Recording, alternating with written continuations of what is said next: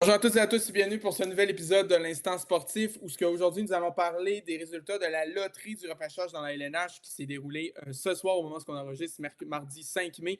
Alors les Canucks qui ont terminé au dernier rang dans la ligue vont avoir la chance de repêcher Gavin. Oh oui, ça Non. se peut plus que ça soit pas ça. Eh bien non, les Maple Leafs de Toronto repêcheront premier lors de l'encan 2026 de la LNH. What the hell? J'ai eu des gros flashbacks de 2023 quand j'ai vu ça. Quand, je me souviens, on avait écouté la loterie chez moi, tu t'en souviens? Et que t'étais en beau fusil que Chicago ait gagné la loterie de Connor Bedard. J'ai eu le même feeling. J'ai fait, qu'est-ce que c'est ça, là? Une Pourquoi équipe Toronto? qui fout de la merde et récompensée avec un first overall. En 2023, toutes les allégations avaient sorti. Puis là, en 2026, Toronto, ils signent Chaika. Tout le monde, hier, Ouais, pose des ça, faut en parler. questions. Il se Ça, faut en ferait... parler, man. Ouais, Chaika, il se fait traiter de menteur, d'escroc, de vendeur de char. Il se fait traiter de tous les noms. Puis le GM, à la place de le défendre, il fait...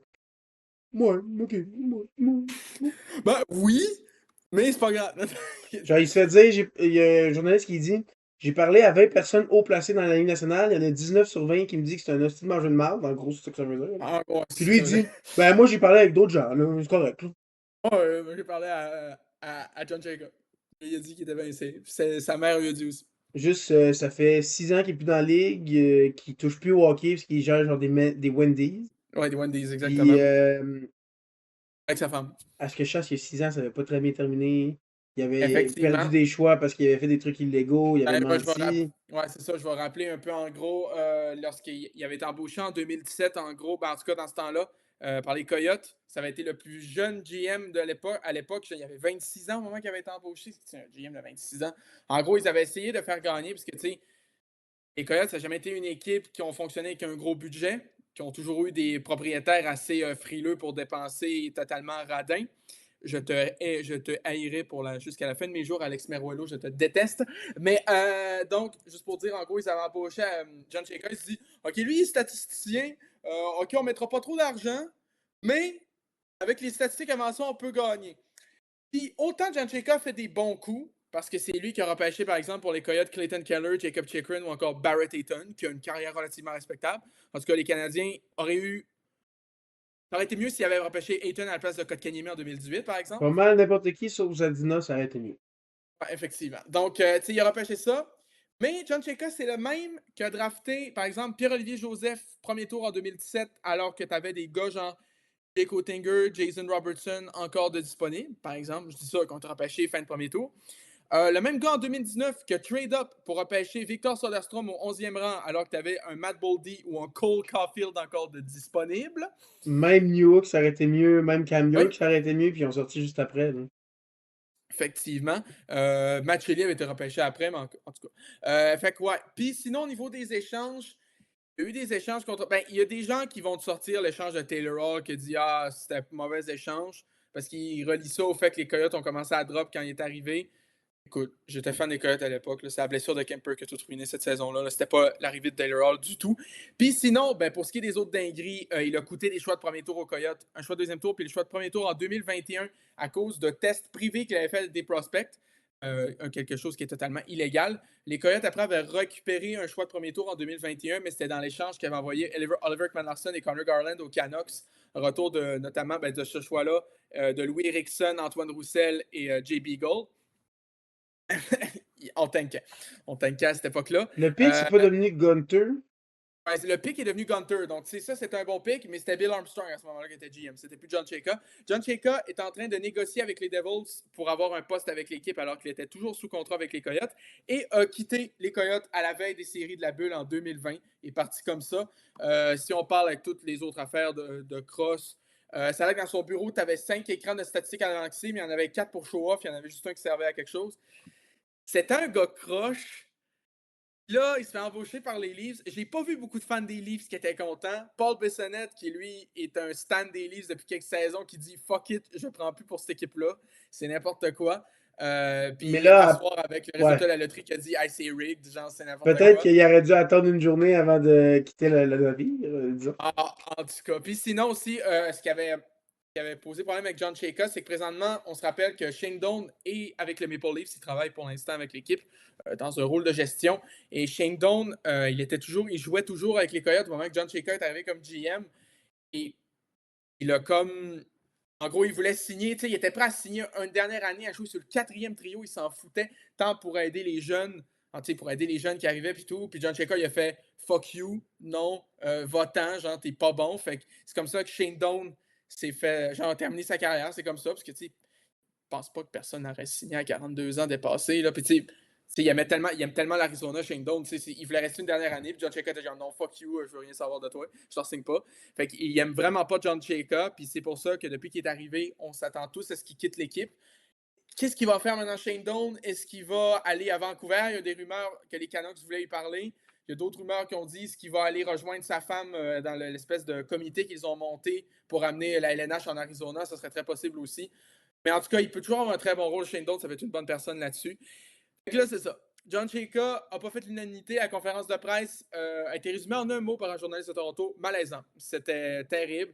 Non, Puis mais sinon, les genre, Maple Leafs. juste imagine, il y a ça qui arrive des Canadiens. Je suis même pas capable de m'imaginer. Imagine ça arrive avec les Pingouins. Je suis pas capable de m'imaginer que, genre, genre, je comprends pas qu'est-ce qu'ils ont fait. Comment ça a été malaisant. Comment euh, Pete Kelly. Quoi, c'est quoi déjà ce nom, lui? Ouais, c'est ça, le C'est gars ça, qui c'est gère correct. les Leafs. Comment Là, il a réagi? Il a même pas défendu son choix. Au moins, défends-le. Le gars est à côté de toi, dit quelque Oui. chose. Tout, tout était bizarre. On dirait que je vois pas ça arriver nulle part d'autre.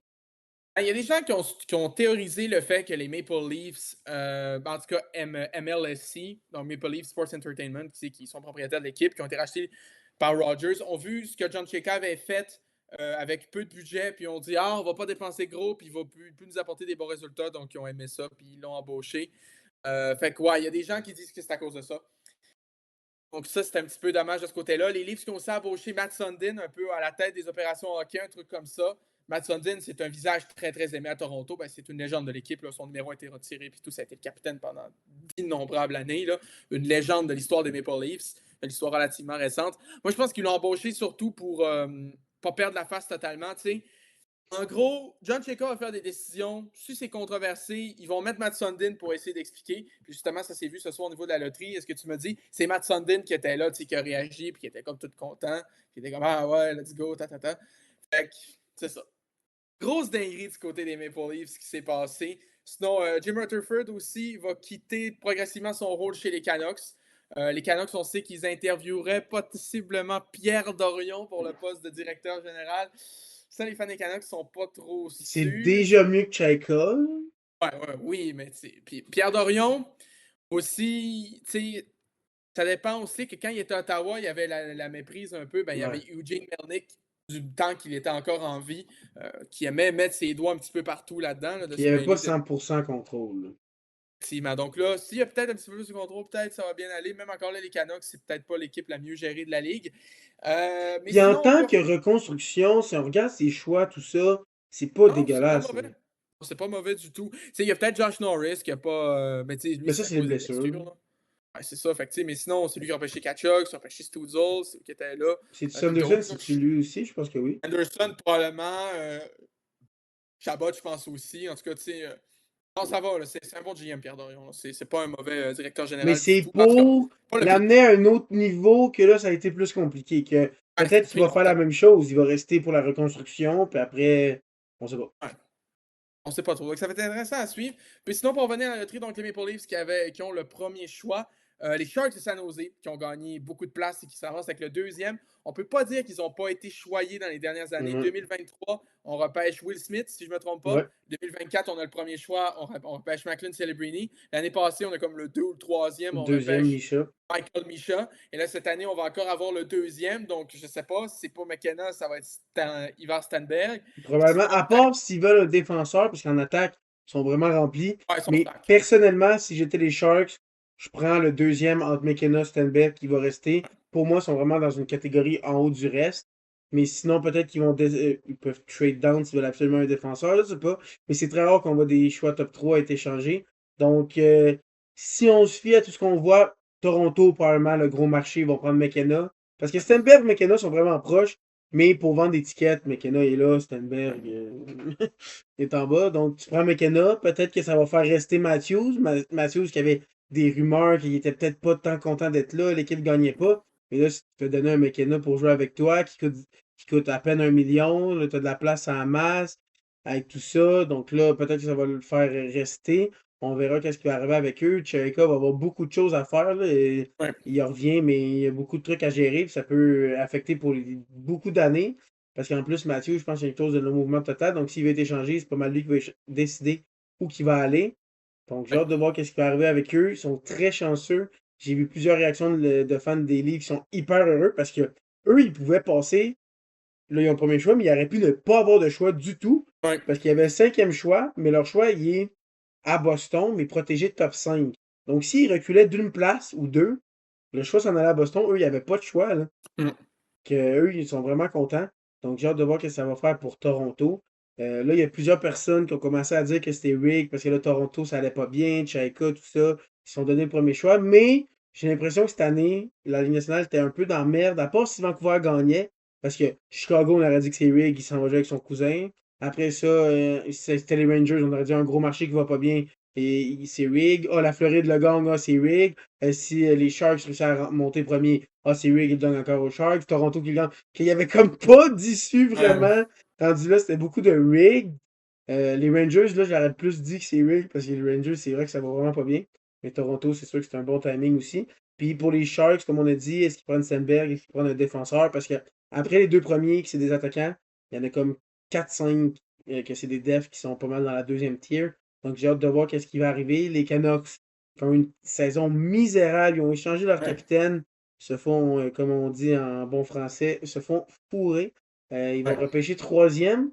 Et là, dans le top 5, un gars qui s'appelle Caleb Malhotra, qui est le fils de Manny Malhotra, qui est dans l'organisation des Canucks. Puis ça a l'air qu'il va peut-être monter. On ne sait pas trop quel rôle il va avoir l'année prochaine. Donc ça pourrait être un joueur qui choisit la connexion, tout ça. Donc j'ai hâte de voir comment le draft va se dérouler. Toi, est-ce que tu penses que c'est rigged, le draft? Bon, écoute, déjà la COVID, c'est inventé par le gouvernement. Non, c'est pas. On n'ira pas dans ces théories-là. Ben, écoute, euh, j'avoue, quand tu m'as appelé, j'ai fait c'est bien rigged. Genre, c'est la première action que j'ai Ben, vue. la première Et réaction de tout le monde, c'est ça, là.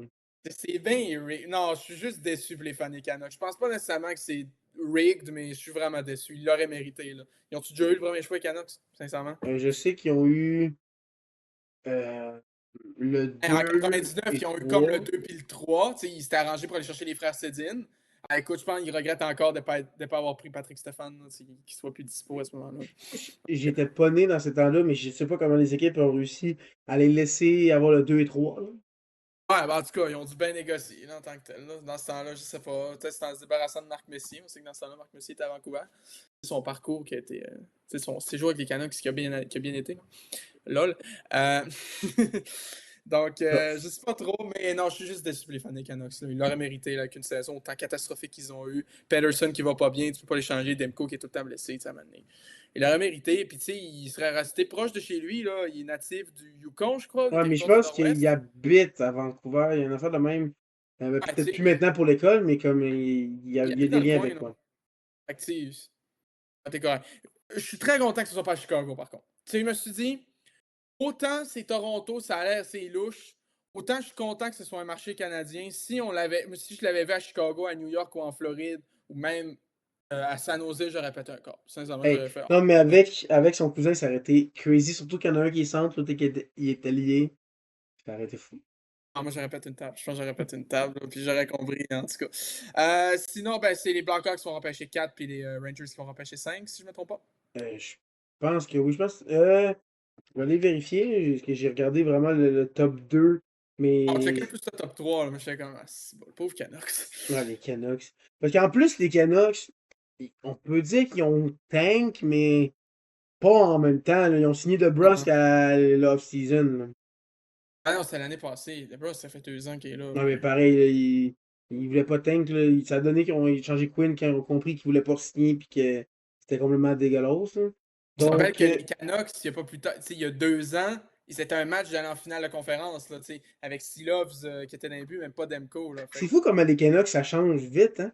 C'est ça, c'est que The Hockey Guy expliquait, c'est que les Canucks, quand ils ont du succès, c'est jamais pour une longue période. Ils vont avoir du succès sur une très courte période, puis après, ça va dropper. Tu sais, par exemple, 2011, quand ils ont fait la finale de la Coupe Stanley, après, tu sais, ils ont été bons un peu avant, un peu après, mais tu sais, ça a été en temps d'ici. Après, il y a comme eu une traversée du désert. 2020, ils sont bons, font les séries. Après, ils ne refont pas avant 2024, puisqu'ils sont dominants puis ils gagnent le trophée du président.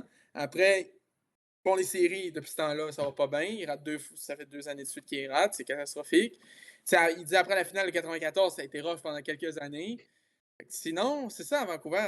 Quand il y a du succès, c'est toujours sur une courte période de temps. C'est jamais sur du long terme. Donc, j'ai l'ordre du repêchage, ça va être Toronto 1, San Jose 2, Vancouver 3, Chicago 4, Rangers 5, Calgary 6, Seattle 7, Winnipeg 8, Floride 9, donc ils vont pouvoir garder leur choix, et Nashville 10, parce que Floride, leur choix, soit été changé, mais il était protégé top 10.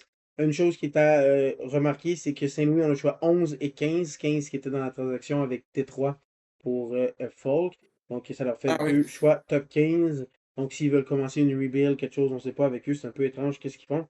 Donc, eux, ils ont deux choix, sinon le reste, c'est comme c'était prévu. Oui, c'est vrai, le fameux échange pour renforcer les Red Wings en marge des séries. Ouais, ouais, parce qu'on le sait, c'est des contenders qui étaient promis de l'Atlantique. Oui. Qui sont où en série présentement? Ils ont-tu gagné? Comment dire, ça fait 10 ans qu'ils ont pas fait. Ah, ok. C'est rendu eux la joke, plus Buffalo. Oui, c'est vrai, c'est rendu eux. Buffalo les a fait maintenant. Mais c'est C'est ça vrai. qu'il faut avec Détroit. Ils ont été 20-58, puis là, 10 ans, paf. Ils ont toujours C'est. pas fait les séries au Little Caesars Arena. Puis j'ai vu un meme, c'est comme. C'est l'aréna qu'ils ont depuis la saison 17-18. Il dit les Red Wings qui voient les Pistons eux, avoir des séries dans leur amphithéâtre et tout. Les Pistons qui ont quand même pas eu une série très facile le premier tour là, contre le Magic d'Orlando. Ils perdaient à un moment 3-1 leur série. On réussi à remonter en 7 matchs. Puis ça me fait un petit mot aussi pour parler rapidement des Raptors qui se sont bien Ouais, ils défendus. se Ben, sont bien battus, là. C'était contre une vraiment forte équipe, là. ouais, c'est les jeunes Raptors. On ressort d'années difficiles là, qui ont perdu en 7 contre les Cavaliers de Cleveland. Enfin, ils n'ont rien à se reprocher de ce côté-là. Puis sinon, au niveau de Toronto, du basketball, la saison de la WNBA commence ce vendredi. Le Tempo de Toronto qui va disputer ses premiers matchs. J'ai quand même hâte de voir ça aussi.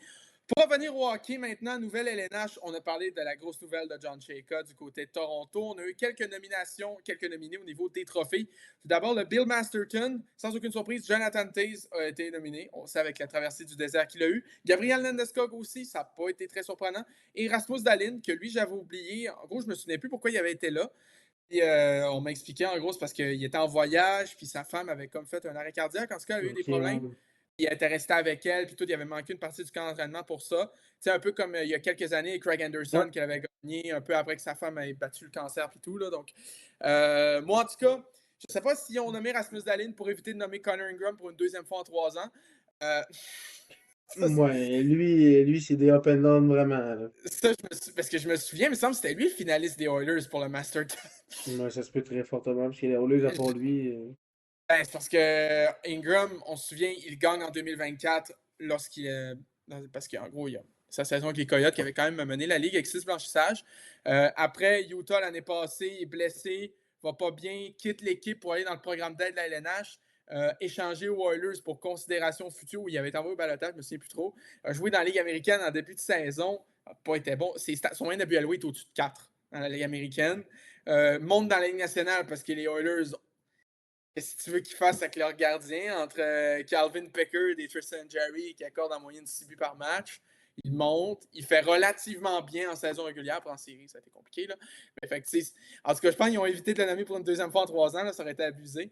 Mais donc, moi, personnellement, je pense que ça va être Taze qui va le gagner. Mais moi, Et je Taze. préférais Landeskog. Moi, je préférais Landeskog Moi, je aussi. préférais Landeskog parce que oui, Taze, il est revenu, mais. Je sais pas, moi, c'est Landeskog. Il a été 2 ans, puis il est encore à un très haut niveau. Ouais. Puis Colorado sont pas pareils avec. Pour moi, c'est Landeskog. Mais Taze, ce serait vraiment pas mauvais. On le sait avec son truc de C'est en moine, Thaïlande, ou je là, un sais pas truc de même. trop. Là. Je sais Ah, pas ça trop c'est trop. bizarre. C'est bizarre, c'est bizarre. Mais ouais. Ouais. Sinon, on sait maintenant aussi les finalistes pour le trophée Vézina. Ilya Sorokin, Jeremy Swayman et Andrei Vasilevski. Moi, il y a deux trucs qui me surprennent. Ben, premièrement, le fait qu'un gardien qui ne fait pas les séries est nominé. Je me souviens, PO, il y a 3 ans, comme ben, tu t'étais plaint du fait que à l'époque, Yuzi Saros n'avait pas été nominé pour le Vézina parce que les Prédateurs avaient manqué les séries de peu. Et pourtant, il y avait eu une super bonne saison. Puis là, Sorokin, les Ben, Islanders je me ont souviens, choqué. Saros, il y avait les meilleurs stats de toutes. Quand tu checkais statistiques avancées, il était premier de loin, puis les statistiques qu'on connaît étaient des meilleurs, puis il n'avait pas été nommé. Puis vraiment, c'était la seule raison pourquoi Nashville s'était battu pour une place en série. Mais là, cette année, ça, c'est plus grave. Ouais, donc Sorokin est fait, est finaliste. Sinon, moi, j'aurais aimé que Scott Wedgwood soit là. C'est sûr qu'il y a l'argument qu'il n'a pas joué beaucoup dans la saison, Mais il a joué mais quasiment que Hallmark quand il l'a gagné. ouais, Ullmark avait joué 49 matchs en 22-23 quand il a gagné le Puis lui, Vézina. je pense qu'il Cette a année, joué Wedgwood, 43 ou 44, quelque chose comme ça, là. c'est pas tant, puis, ben, c'est pas tant de moins, puis il y avait techniquement les meilleurs stats, c'est lui qui les a, là, Ben, c'est il a pas Mathieu. 921 puis 2.06. Puis le Ouais, suivant, il a comme 216, puis c'est un gars qui a pas joué non plus beaucoup de matchs chez Wallstead. Après ça, c'est genre Vasilevski qui va probablement le gagner. Il est à 912, si je me trompe pas. Donc, il y a vraiment une grosse coche en avant.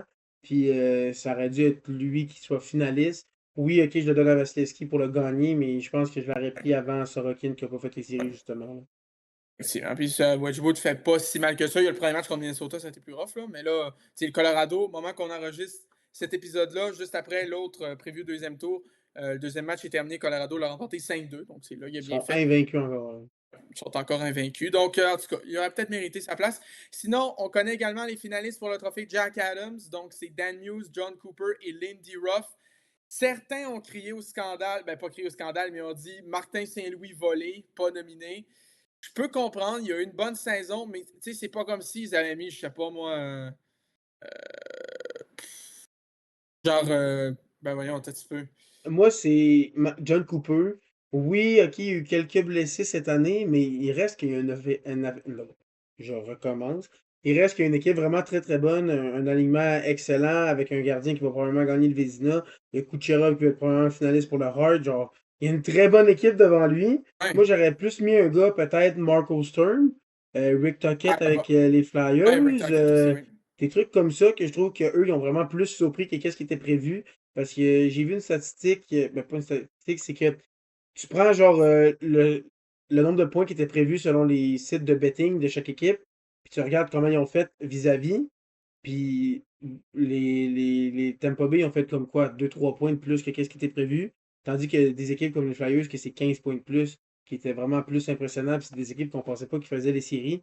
Puis oui, Martin Saint-Louis, il aurait pu, mais si j'avais à faire mon top 5 ou mon top 3, j'aurais pas Martin Saint-Louis top 3, j'aurais Andy Ruff, ça c'est sûr, j'aurais Dan Muse, et comme j'ai dit, Rick Tocchet ou Marco Stern pour terminer le top 3. Mais oui, j'aurais Martin Saint-Louis par-dessus John Cooper aussi. Ok, t'aurais Martin Saint-Louis par-dessus John Ben Cooper. moi, John Cooper, si j'allais top 5, c'est 5, 6. Ok. Moi, Genre, j'aurais les 4 gars que je t'ai nommés, Martin Saint-Louis et John Cooper. je pense que c'est à cause de la streak que Tampa Bay a eu. Maintenant, il était comme littéralement imbattable, là. C'était Ouais, quelque chose, c'est là. peut-être ça aussi. Mais comme je t'ai dit, quand t'as Kucherov, t'as Radish qui a fait 70 points, t'as Vasilevski qui va gagner le Justement, il a peut-être Vezina. fait passer un autre niveau d'Aaron Radish cette année, c'est pour ça. Ouais, peut-être. C'est peut-être aussi parce qu'il a commencé à plus jouer sur le powerplay avec Kucherov, Point, Genzel, Peut-être. Cirelli, Peut-être. Eagle. Il pouvait s'occuper juste de l'attaque parce que Moser jouait en défense. T'as Cernak, t'as McDonough, t'as Edmund. C'est pas qu'une mauvaise équipe. Il n'y a pas une mauvaise équipe pantoute, là. Il faut y gagner le match quand Jonas Johansson est dans les buts, là. Donc, Ce que je cherche, il n'y en a pas beaucoup gagné avec. ah, ok. Bon, ben, en tout cas. Mais c'est pas tant une fraude, là. Genre, Non, c'est pas une fraude non plus. Il est clairement top 10 pour le trophée, mais top 3 je trouve que c'est un peu haut. mais sinon, Martin Saint-Louis n'avait pas été nominé l'année passée. Ouais, il a été Moi, je pensais nommé ça. avec Scott Arnold des Jets, puis je me souviens jamais de son nom, le coach de Washington qui l'a gagné. Ah, Spencer Carberry. Ouais, c'est ça, exactement. Fait que, moi, je pense que c'est John Cooper qui va le gagner pareil. Hein? Ben moi, Il ouais, serait dû. Il serait dû. non, mais Anyway. c'est sûrement Lenny Ruff qui va le gagner. Ça se pourrait aussi. Ça se pourrait très fortement. Genre Buffalo, surtout avec le début de saison qui était bof, de fortes chances que c'est lui qui le gagne. Effectivement. Mais sinon, tu sais, ça n'a pas été tant un gros vol que ça, là. C'est pas comme Parce que, s'il avait mis. mais il y a un truc que je trouve bizarre, c'est les Coach of the Year puis les GM of the Year, parce que c'est jamais les meilleurs coachs qui l'emportent. C'est les coachs qui surprennent, c'est les GM qui font des bons trades cette année-là. Parce que par exemple, le John Cooper, si j'ai à faire une liste des meilleurs coachs de la ligue, il est probablement top 2. Si c'est pas top 1, genre top 3. Rapidement de même, Rod Brind'Amour, John Cooper, puis genre Jared Bednar peut-être. Ouais. si j'y vais rapidement comme ça. Mais c'est jamais eux qui l'emportent parce que ils ont tout le temps une bonne équipe devant eux, puis c'est dur de les donner. Puis c'est comme un GM, tu construis ton équipe pas en une année, là. Mais ouais, bon. Fait que, ouais, c'est ça. Puis sinon, on a su ce soir les finalistes au trophée Calder, Matthew Schaefer, Ivan Demidov et Beckett Senecki. Pas vraiment de surprise. Peut-être des gens auraient vu Jacob Debesch finaliste, mais je trouve que deux joueurs des Canadiens finalistes, ça aurait été. En tout cas, deux joueurs de Ben même équipe finaliste, ça aurait été too much, moi je je pense que pense. c'est pour ça qu'ils l'ont pas mis. Parce que selon moi, Demidov va finir devant Seneki. Parce qu'ils ont relativement le même nombre de points, mais Demidov un peu plus, puis il jouait plus un deuxième trio. Tandis que Seneki jouait avec Leo Carlson sur le premier trio, donc il y avait plus d'aide. Donc pour moi, ce que Demidov a fait en jouant avec Kapanen, il a vraiment fait que Kapanen a l'air d'un centre de deuxième trio quand vraiment là, il est LT Scratch en série.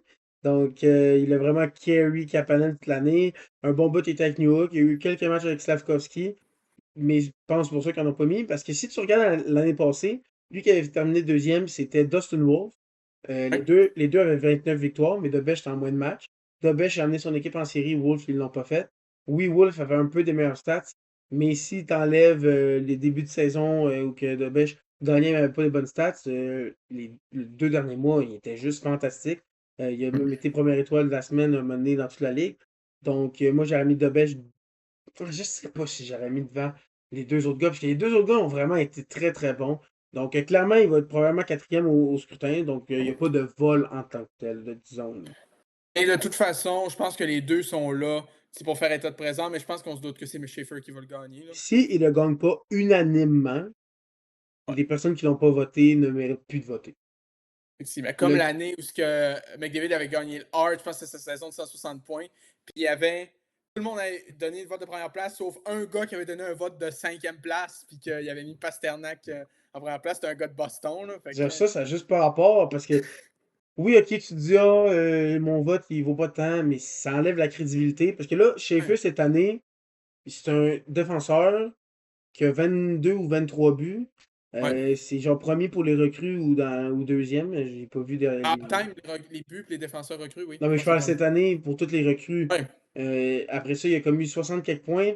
Puis lui, puis Sorokin, c'est les deux seules raisons pourquoi les Allen 2 ont été compétitifs.